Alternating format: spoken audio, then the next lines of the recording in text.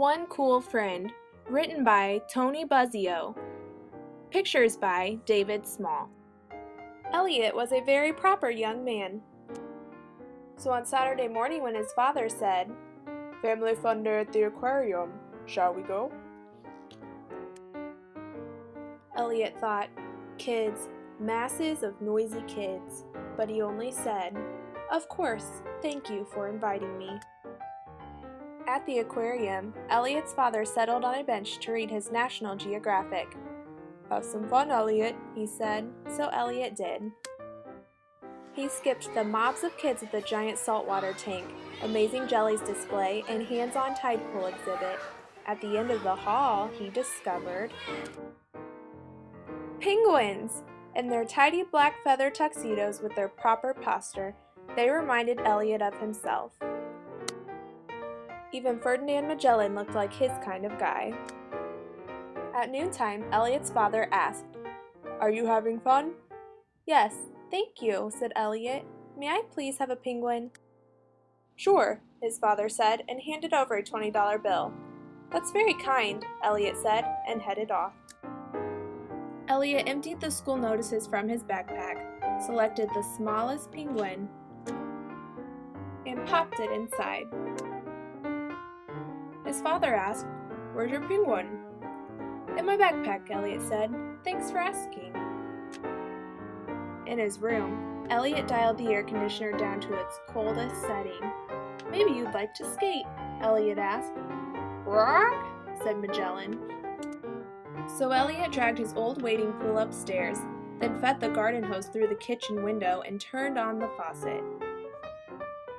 "Forgive the inconvenience," he said as he passed his father's office. Soon the air conditioner had done its work.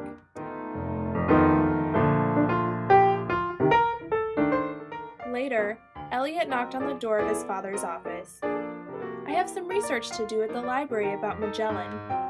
"When I was in 3rd grade, I got Captain Cook," his father said. "Where did you keep him?" Elliot asked. But his father had already returned to charting the changing boundaries of the Great Barrier Reef. Elliot and Magellan rode to the library.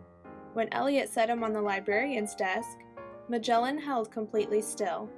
Miss Stainbridge didn't blink an eye, even when Magellan blinked his.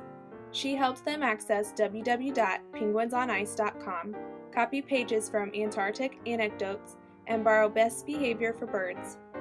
On the way home, Elliot stopped for 8 bags of ice and a snack.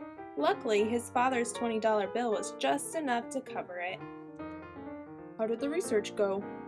Elliot's father asked from behind an atlas. "Great! Magellan was perfect," Elliot said. "Just like Captain Cook," his father said. Elliot read his library book aloud while Magellan cooled down. They shared a bag of goldfish crackers, but Magellan was still hungry. "May I please bake frozen pizzas for supper?" Elliot asked.